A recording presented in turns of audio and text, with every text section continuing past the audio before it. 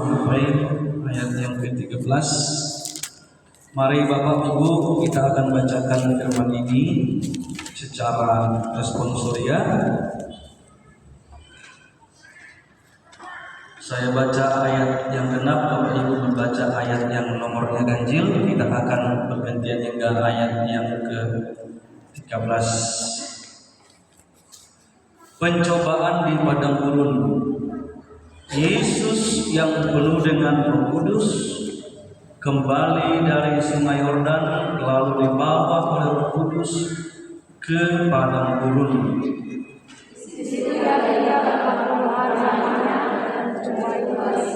Selama itu ia tidak makan apa-apa, dan sesudah waktu itu ia lapar. Lalu berkatalah iblis kepadanya, "Jika engkau anak Allah, suruhlah batu ini menjadi roti." Jawab Yesus kepadanya, "Ada tertulis, manusia hidup bukan dari roti saja." Kemudian ia membawa Yesus ke suatu tempat yang tinggi, dan dalam sekejap mata ia memperlihatkan kepadanya semua kerajaan dunia. Kata Iblis kepadanya, "Segala dunia itu serta pemilihannya akan kuberikan kepadamu, sebab semuanya itu telah diserahkan kepadaku, dan aku memberikannya kepada siapa saja yang kukehendaki. Jadi jikalau engkau menyembah Aku, seluruhnya itu akan menjadi milikmu."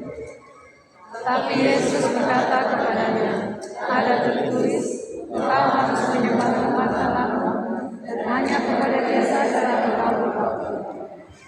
Kemudian ia membawa Yesus ke Yerusalem dan menempatkan Dia di hubungan Bait Allah. Lalu berkata kepadanya, "Jika engkau anak Allah, jatuhkanlah dirimu dari sini ke bawah. Sebab ada tertulis, mengenai engkau, Ia akan memerintahkan malaikat-malaikatnya yang melindungi engkau. Dan mereka akan menatang engkau di atas tangannya, supaya kakimu jangan terantuk kepada batu." Yesus menjawabnya, katanya, "Ada firman, jangan engkau mencobai Tuhan Allahmu." Sesudah iblis mengakhiri semua pencobaan itu, ia mundur daripadanya dan menunggu waktu yang baik. Demikianlah firman Tuhan. Berbahagialah kita yang mendengarkan firman Tuhan dan yang melakukannya. Selamat hari Minggu bagi kita semua, Bapak Ibu. Shalom. Halo. Segala puji, hormat, syukur bagi Allah kita yang telah mengumpulkan kita, memberi kita kesehatan, kekuatan hingga hari ini kita bisa bersama-sama beribadah kepada Tuhan di ibadah minggu yang pertama di Prapaskah. Jadi tidak terasa Bapak Ibu, 4 minggu ke depan kita akan merayakan kembali Paskah. Saudara-saudaraku yang dikasihi oleh Tuhan, kalau kita perhatikan di sini di dalam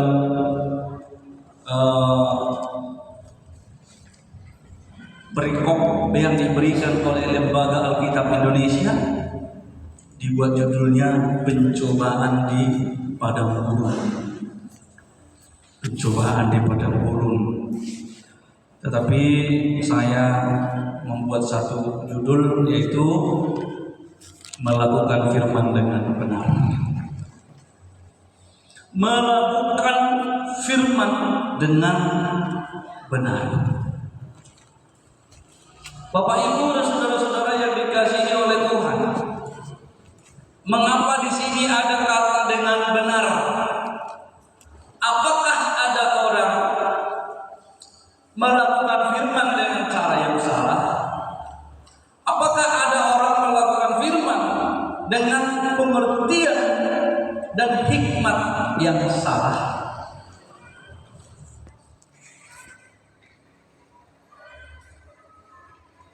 Kalau kita lihat di sini, di dalam perikop yang diberikan bagi kita, bagaimana Lukas menceritakan, mengisahkan satu kisah yang luar biasa dari sudut pandang seorang yang terpelajar, dari sudut pandang seorang dokter. Ia mengisahkan peristiwa pencobaan di padang gurun itu. Nanti kita cek, sangat-sangat luar biasa. Jelas di ayat pertama dikatakan Yesus yang penuh dengan Roh Kudus kembali dari Sungai Yordan. Lalu Roh Kudus itu menuntun, memimpin Yesus ke tengah-tengah padang gurun. Dan tidak dicatat di sini padang gurun yang mana. Apakah padang gurun Sahara, gurun Gobi, gurun Sin, tidak tahu kita. Penting ke padang gurun. Mengapa ke padang gurun? Bagi orang Ibrani, orang Yahudi, orang Israel, padang gurun itu melambangkan banyaknya pergumulan, banyaknya persoalan. Padang gurun itu melambangkan kekeringan, kesulitan hidup, kegersangan. Ya mungkin di antara kita belum ada yang pernah ke padang gurun ya, atau sudah ada pernah ke padang gurun ini. Coba angkat tangan dulu Bapak Ibu, boleh ceritakan nanti. Ada yang sudah pernah ke padang gurun? Ya. Padang lebih tinggi lagi ya padang bulan ya, luar biasa. Atau padang bola ya. Biasanya padang gurun itu kebanyakan di daerah Timur Tengah dan Afrika bagian utara. Jadi di situ padang gurun sangat banyak. Di Amerika juga banyak padang gurunnya. Padang gurun itu biasanya daratan yang hanya dipenuhi dengan pasir. Sulit mencari kehidupan di sana, sulit menemukan air, sulit menemukan tumbuh-tumbuhan hijau. Yang ada adalah bahaya-bahaya dari ular derik atau ular gurun, ancaman hewan-hewan buas bisa terjadi, kalajengking yang ganas. Apa maksudnya Roh Kudus memimpin Yesus ke padang gurun? Tentu tujuannya adalah benar-benar memantapkan, mempersiapkan sebelum Yesus memulai pelayanannya selama 3,5 tahun ke depan sampai kepada puncaknya Yesus menempuh jalan salib. Maka lewat padang gurun ini yang melambangkan penderitaan, melambangkan dosa, kesukaran, persoalan, kegersangan hidup, maka disitulah Yesus tinggal. Disitulah Yesus mempersiapkan dirinya. Disitulah Yesus memfokuskan panggilannya sebagai Mesias. Selama 40 hari 40 malam dikatakan tidak makan apa-apa. Saya belum pernah Bapak Ibu mencoba ini dan saya tidak beriman untuk mencoba ini. Tapi kalau mana tahu Bapak Ibu mau mencoba silahkan. Tetapi kalau hamba-hamba Tuhan Korea, menurut cerita mereka, hamba-hamba Tuhan Korea sebelum mereka melakukan atau memenuhi panggilan Tuhan, biasa mereka berpuasa sampai 40 hari katanya. Ada yang bisa berpuasa sampai 40 hari. Tergantung mungkin fisik dan tekad komitmen dari seseorang. Tapi kalau saya nggak berani mencobanya, Bapak Ibu. Karena 2 hari saja sudah sepertinya sudah hampir-hampir goyah. 40 hari 40 malam Yesus tinggal di padang gurun. Selama dia di situ tidak makan apa-apa. Apakah Yesus lapar? Ya, dikatakan Yesus sangat merasakan kelaparan. Karena Yesus juga adalah manusia 100% seperti kita, yang memiliki tubuh jasmani, yang memiliki daging, tulang, darah, sama seperti kita. Ini adalah kesempatan terbaik menurut iblis. Ini adalah kesempatan terbaik untuk mencobai, untuk menggoda, untuk meruntuhkan keyakinan daripada Kristus. Maka dikatakan di sini, jika engkau anak Allah, suruhlah batu ini menjadi roti. Jawab Yesus kepadanya, ada tertulis, manusia hidup bukan dari roti saja. Pengertian yang kita peroleh melalui teks firman ini, bahwasanya tidak ada seorang pun yang kebal terhadap godaan, tidak ada yang kebal terhadap ujian, tidak ada yang kebal terhadap bisikan-bisikan daripada setan. Siapapun dia, mau dia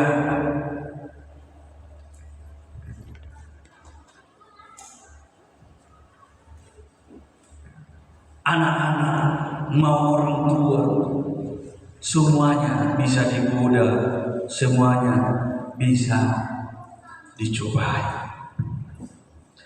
Kristus di sini jelas kita lihat bahwa Kristus sebagai Mesias yang telah dipersiapkan untuk melaksanakan tugas dan panggilannya sampai ke tiang salib.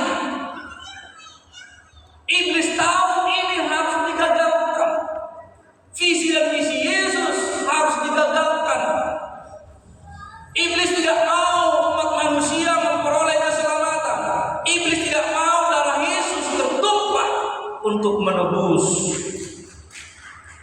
orang-orang yang berdosa, yang percaya kepada Tuhan. Maka iblis berusaha menggagalkan maksud Yesus dengan pencobaan-pencobaan. Dan Bapak Ibu tahu, berulang-ulang kali iblis berusaha menggagalkan, menjatuhkan Yesus dengan berbagai cara. Yang pertama sekali Bapak Ibu adalah lewat Herodes. Sewaktu Yesus masih kanak-kanak, masih bayi yang baru lahir, Herodes dipakai oleh iblis untuk membinasakan juru selamat. Dibunuh semua anak-anak berusia 2 tahun ke bawah. Tetapi karena Tuhan melindungi, Tuhan menuntun Yusuf dan Maria menyingkir ke Mesir. Makanya dari Mesir panggil anakku, kata Tuhan. Berulang-ulang kali kita akan perhatikan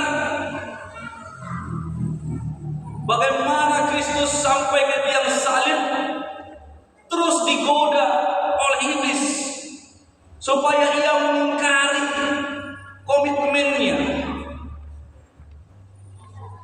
supaya gagal segala maksud dan rencana Allah.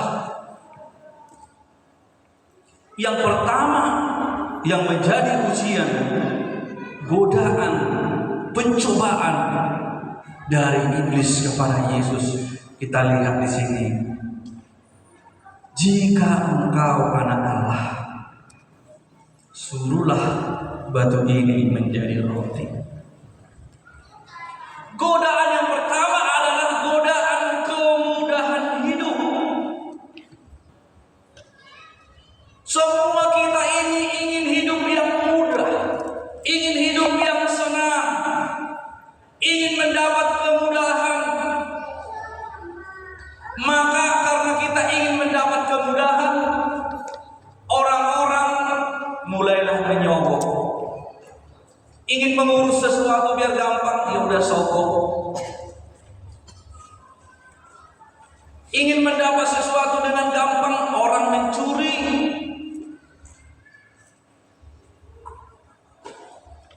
Ya kan Bapak Ibu?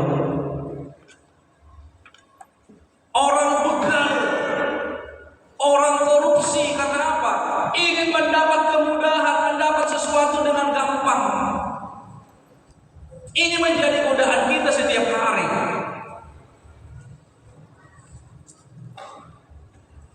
Anak-anak di sekolah nggak mau susah-susah belajar, ingin gampang, mau ujian buat contekan.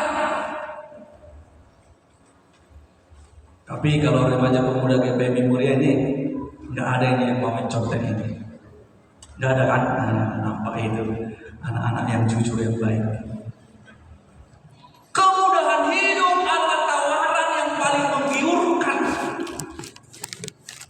Iblis menawarkan kemudahan. Yesus, you kan lapar. Kamu kan anak Allah. Ya udah tinggal ubah aja ini batu ini jadi roti, kan sudah siap, gampang. Apa pernah Yesus mengubah batu jadi roti? Berapa kali Yesus membuat mujizat berpuluh-puluh kali, gak pernah Yesus mengubah batu menjadi roti. Bukan berarti Yesus tidak bisa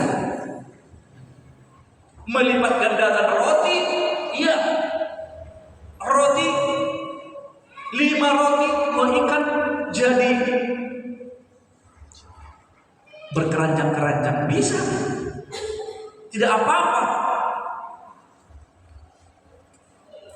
Bukan karena Tuhan tidak berkuasa, bukan karena Kristus tidak mampu, tetapi ini adalah godaan, tawaran yang menggiurkan dari iblis, dari setan, supaya Yesus mengingkari dirinya, mengingkari kemahakuasaannya. Jika engkau anak Allah, coba bayangkan, jika engkau molotuturo, kan meragukan, molotuturo anak ini batam, suruh mah bajuan gawe roti persiama untuk kira-kira semua ini mana tadi si iblis. Dikira iblis ini bisa dengan mudah mengalahkan Yesus, bisa dengan mudah menjatuhkan Yesus. Maka Bapak Ibu Saudara, tawaran-tawaran kemudahan hidup, menghalalkan segala cara ini harus kita hindari. Praktek-praktek lewat godaan-godaan hidup kita sehari-hari yang ingin mempermudah segala sesuatu dengan cara yang salah, menghalalkan segala cara, ini dijauhkanlah dari kita. Boleh kita mengambil jalan pintas, tetapi jalan pintas yang pantas. Ya,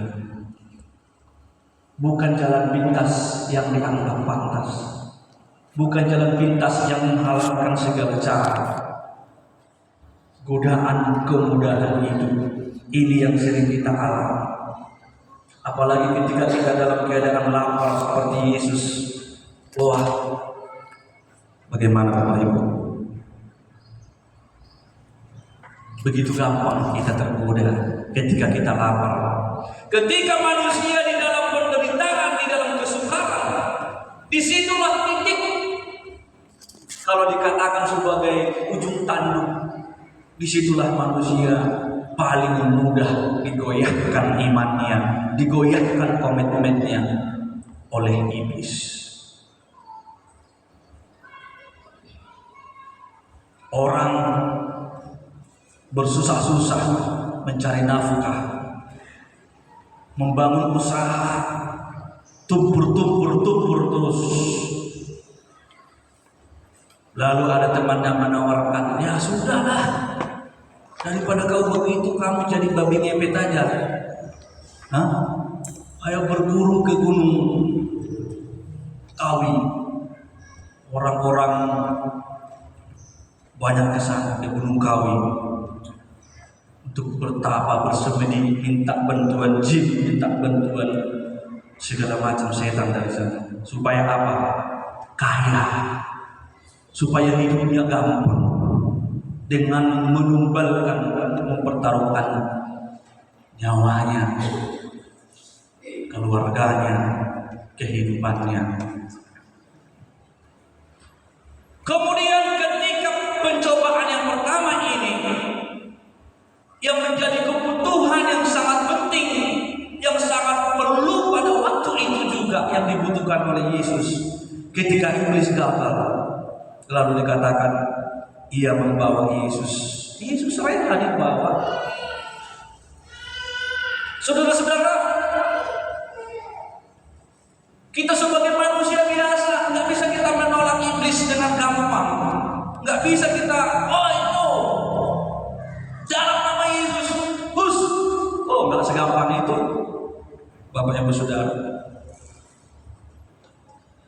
Terkadang iblis membawa kita di luar daripada kendali kita, di luar dari kemauan kita.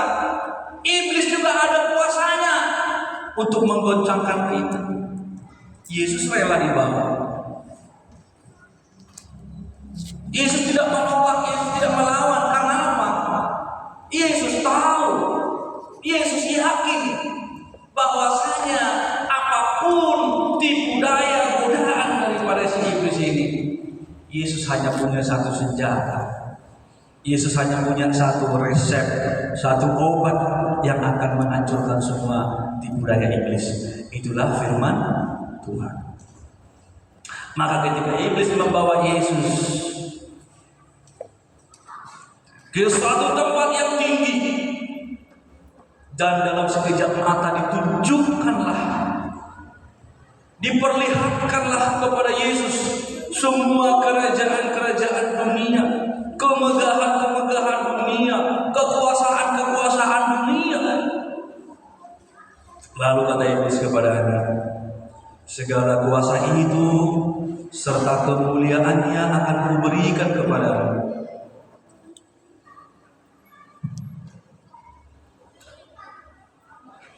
Sebab semuanya itu telah diserahkan kepadaku, dan aku memberikannya kepada siapa saja yang kukehendaki.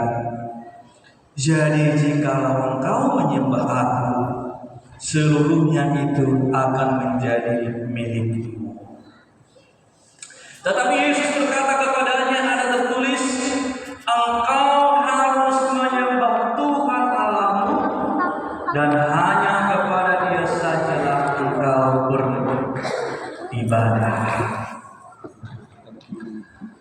Bapak Ibu Saudaraku yang dikasihi oleh Tuhan, lewat pencobaan yang kedua ini, kita melihat bahwasanya tawaran yang seringkali datang di dalam hidup kita sama seperti yang dialami oleh Yesus adalah tawaran akan kekuasaan, tawaran akan kehormatan dunia, tawaran akan segala kekayaan dunia.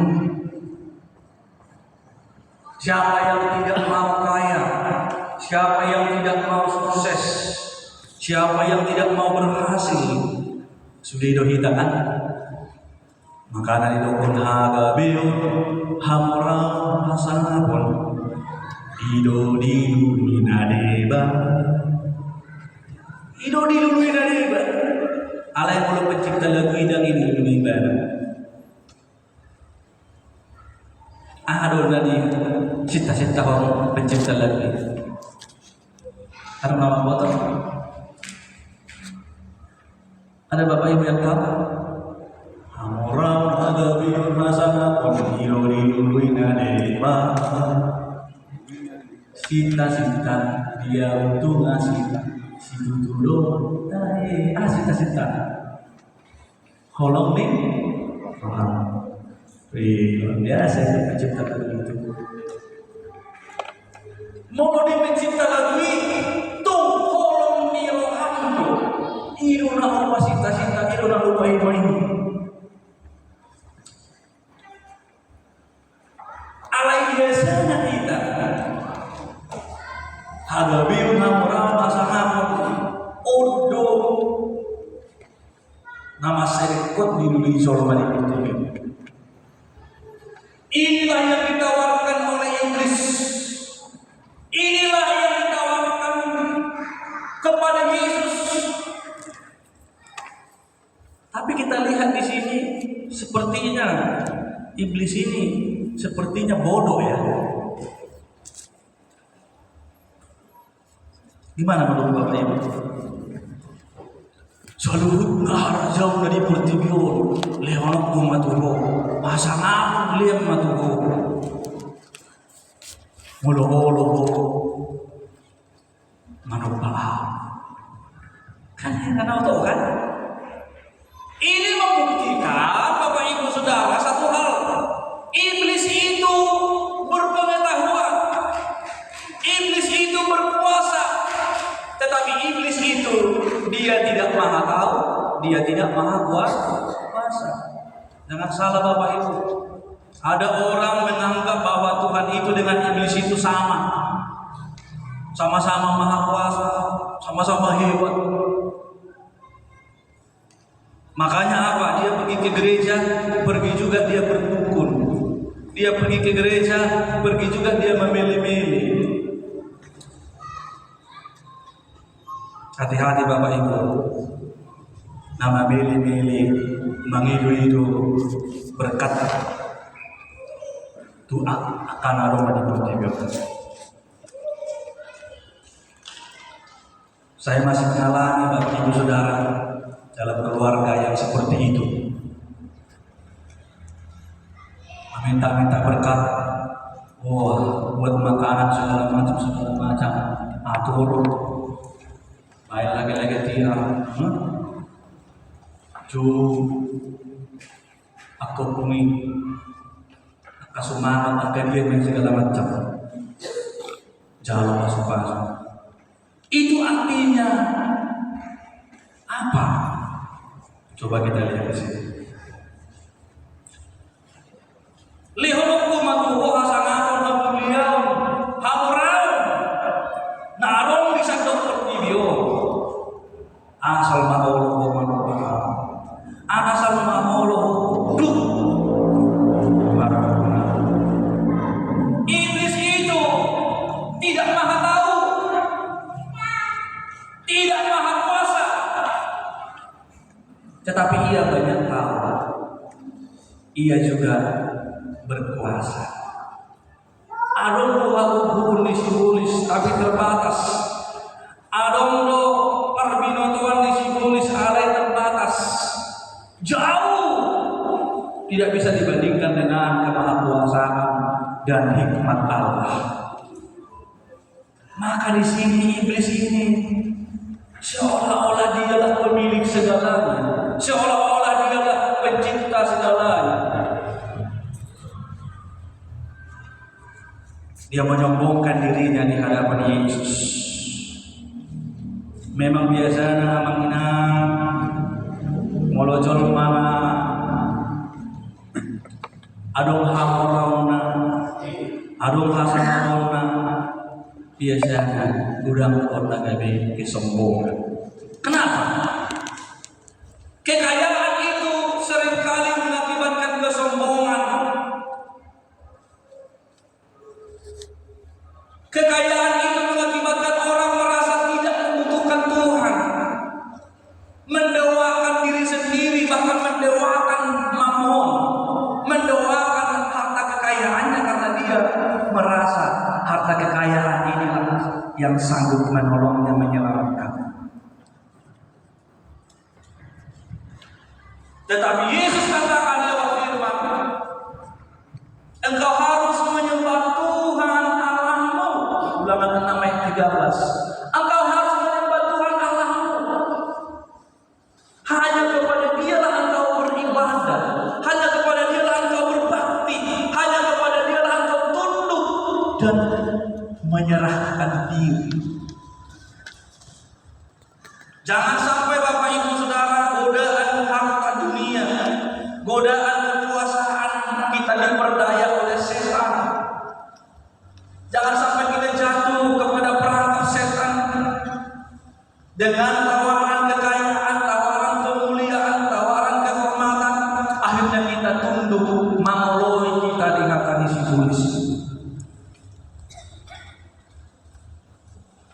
Jadi kita menduakan Tuhan.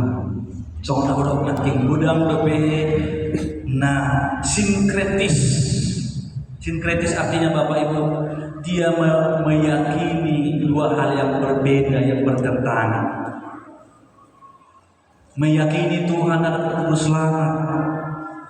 Meyakini firman Tuhan adalah petunjuk hidup yang sebenar-benarnya. Tetapi di sisi lain, ia juga beribadah, berbakti, memilih-milih, meminta-minta berkat kepada yang dianggap dapat memberi berkat. Arung mona tu bonani hariaran, arung motu batu nabir, batu nabur, arung mana tu tahu, arung mana tu gunung, dulu dohok tu akaliam. Mana begua mencari kemuliaan, kehormatan, kekayaan, kekuasaan. Semua itu dibaliknya adalah kuasa iblis, godaan iblis, godaan setan untuk membuat kita tidak lagi benar-benar mendengarkan, mengikuti dan percaya kepada firman Tuhan. Maka kita berhati-hati Bapak Ibu.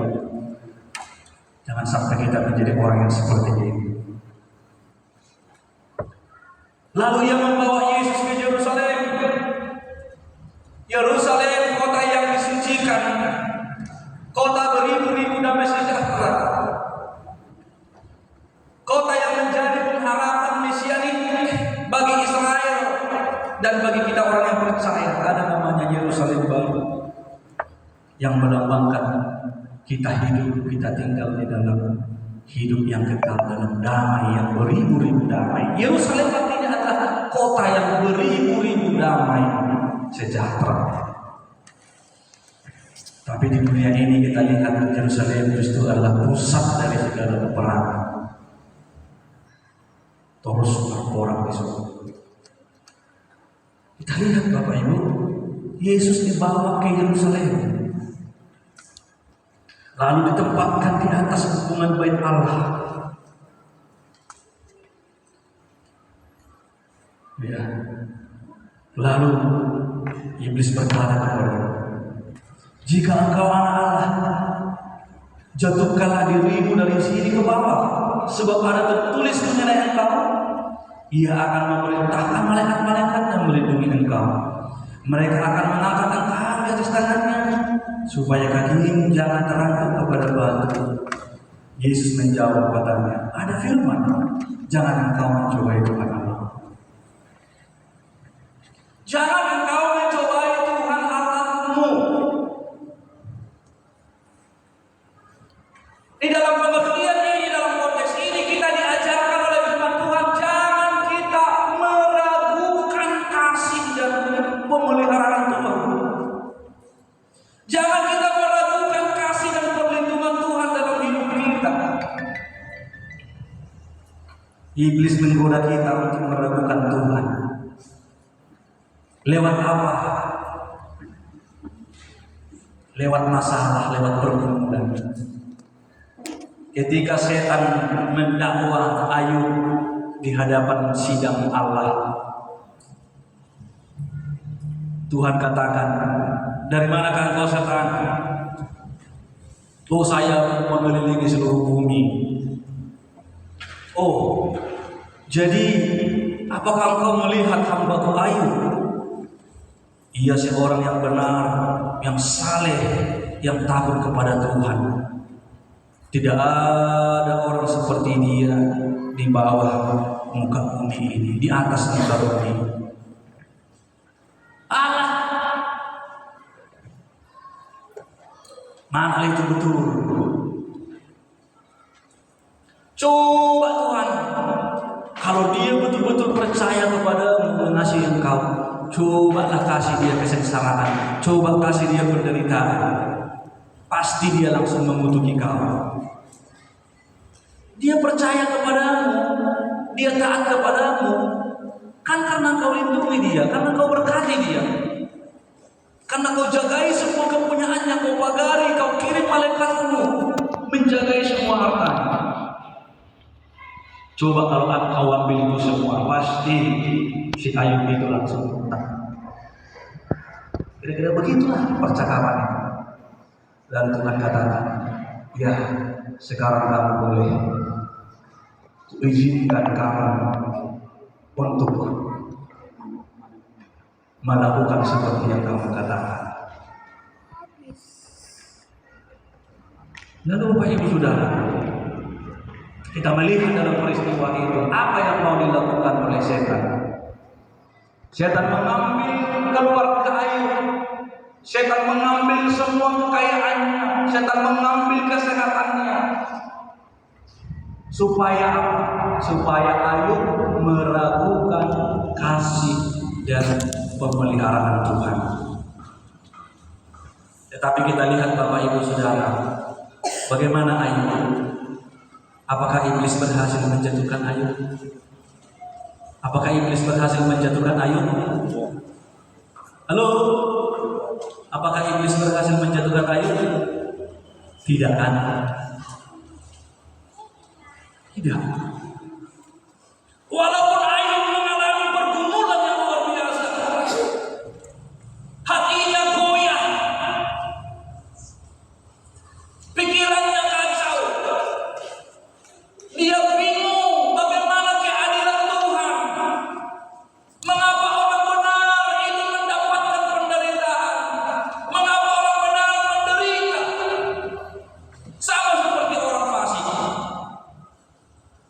Kalau teman-temannya itu ada sahabat-sahabatnya yang datang menghibur dia, si Elifas orang Teman, Bildad dan Zofar, apa mereka katakan?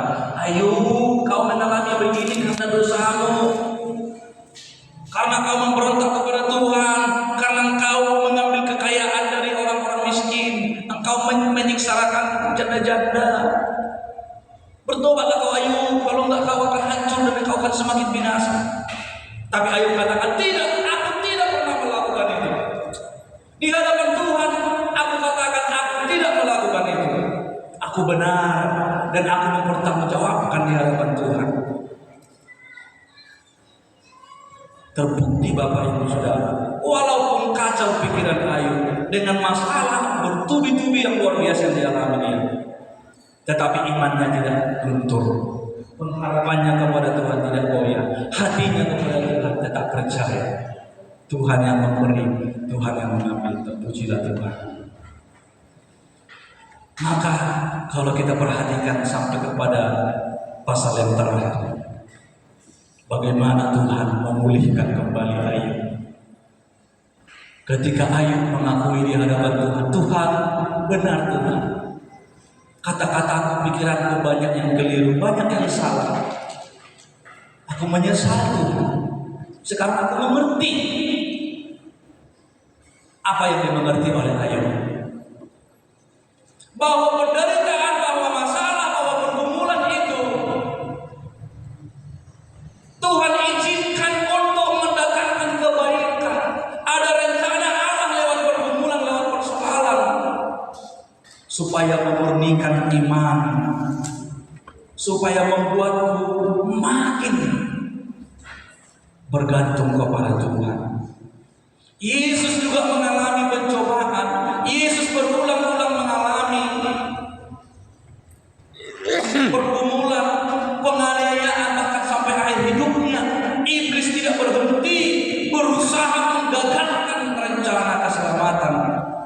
Allah. Iblis tidak mundur. Ia selalu menunggu waktu yang tepat. Seperti kata kita Petrus itu. Iblis seperti singa yang mengaum-ngaum, yang mengintip, yang segera menerkam mangsa yang ada di depan. Tetapi Kristus sampai akhirnya ia setia, ia berhasil. Karena apa? Melakukan firman dengan benar. Firman itu ibarat obat yang dapat menyembuhkan segala sakit hati, yang dapat menyembuhkan segala pergumulan kita, yang dapat membangkitkan kita dari keterpurukan adalah firman Tuhan, yang dapat menyelamatkan kita adalah firman Tuhan. Maka firman itu seperti obat. Kalau dia obat, Bapak Ibu, harus kita makan atau minum sesuai dengan aturannya. Ya kan begitu kan? Walaupun itu obat, kalau kita minum tidak sesuai aturan, bisa-bisa kita bukan sehat, ya, bisa bertambah sakit. Obat itu harus dipergunakan tepat sasaran dengan cara yang tepat.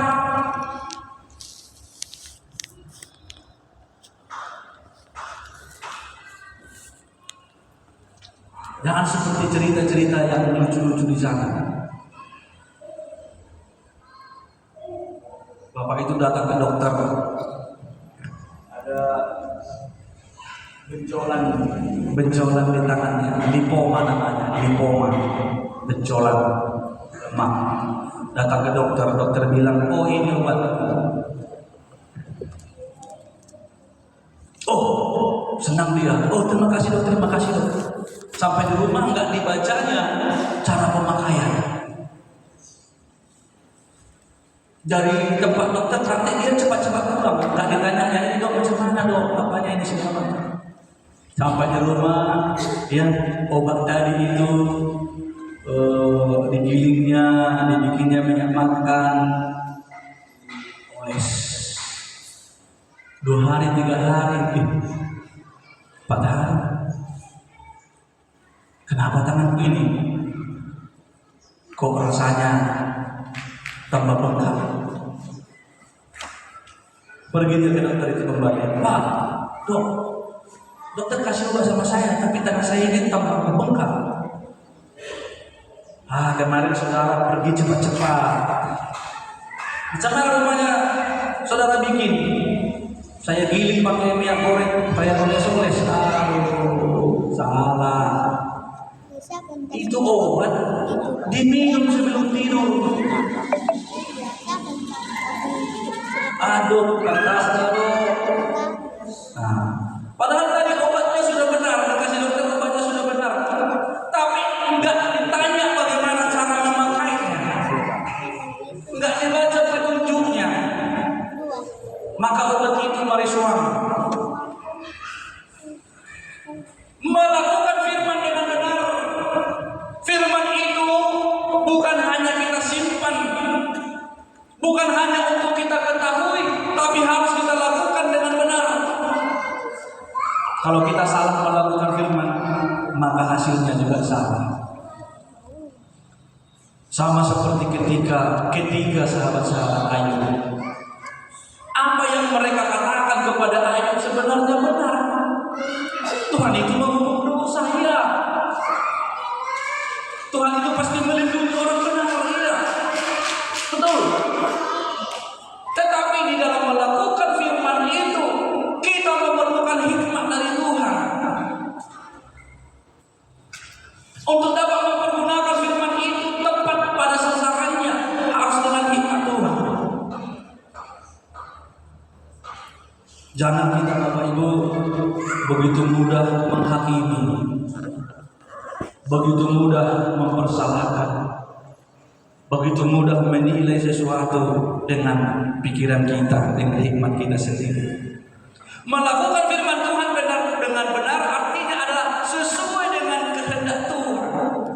Maka kita lihat dari Yesus ketika dia mengalami godaan, ketika dia dicobai, dia digoda supaya runtuh ketetapan hatinya. Maka Yesus dengan firman yang benar, dengan firman yang tepat, ia pakai firman itu dengan benar, dengan hikmat.